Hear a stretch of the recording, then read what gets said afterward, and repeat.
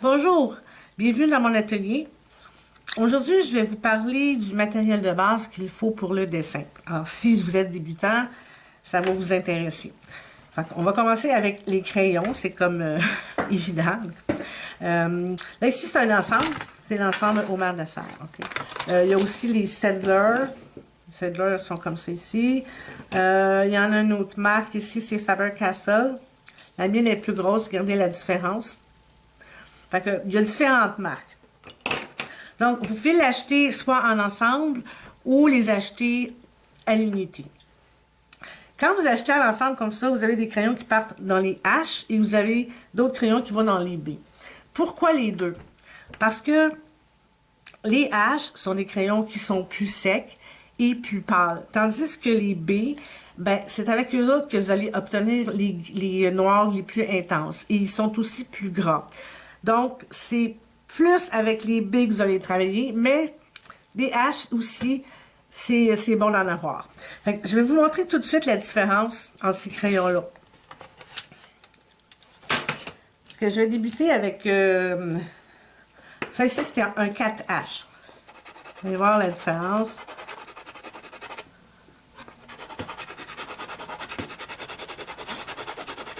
Faire un dégradé vite fait.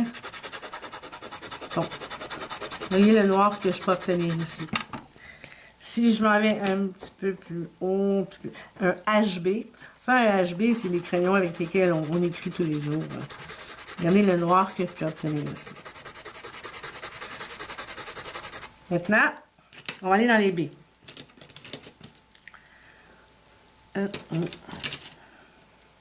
Ici, c'est un 2B. Vous allez voir tout de suite la différence. Là, je pèse pas fort, là. Regardez, là, je vais peser fort. Là, je vais augmenter. Celui-ci, c'est un 5B.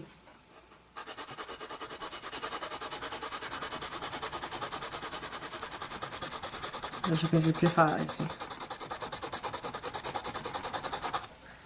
Et si j'ai encore plus haut, je vais y aller avec un 8B. Regardez le foncier, là.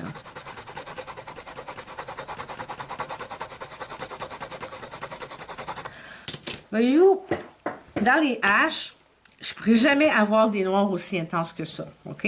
Puis quand je dis que dans les crayons H, c'est plus sec, même si j'essaie de s'estomper ici, ça s'estompe. Mais regardez la différence avec les B. C'est vrai qu'ils sont plus foncés aussi, là. C'est pour ça qu'on va travailler beaucoup avec les B quand on dessine. Ce qui est bon à faire, je vais vous montrer quelque chose que j'ai fait il y a un bon petit bout de temps. C'est ça ici. Et quand vous prenez vos crayons, là, vous faites des dégradés avec chacun de vos crayons. Partir du plus pâle, aller jusqu'au plus foncé. Puis ça va vous donner une idée de vraiment toutes les tonalités que vous pouvez avoir avec ces crayons-là. C'est un très bon exercice à faire. Et dans le dessin, ce qui est primordial à maîtriser, ben, c'est justement toutes les tonalités qu'il y a ici. C'est comme ça que vous allez être capable de rendre un volume à un objet. C'est très important, ça, ici. Ensuite, on a les crayons. Bon.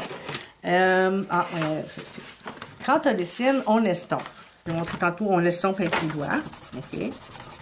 Mais il existe aussi des estompes comme ça ici. Regardez. Il y en a de différentes grandeurs.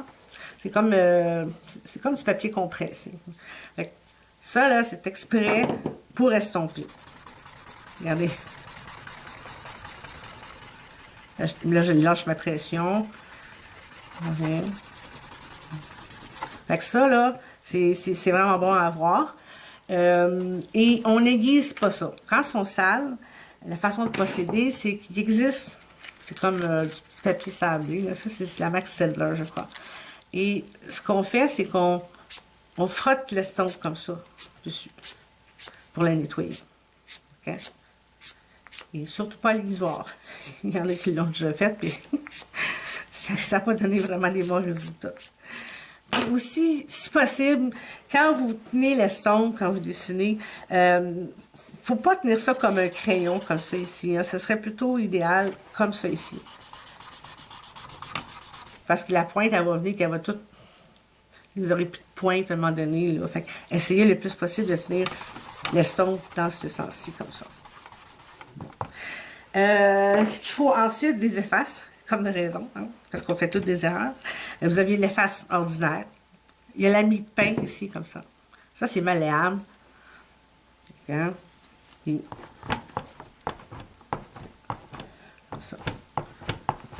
Et voilà.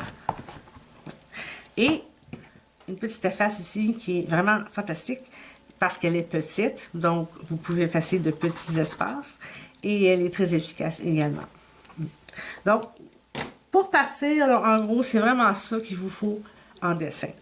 Et juste vous rappeler une chose, quand vous dessinez, lorsque c'est terminé, il faut fixer votre dessin avec un fixatif. C'est très important. Et vous encadrez sous vitre. Alors, merci. On se revoit dans une autre vidéo. Bye!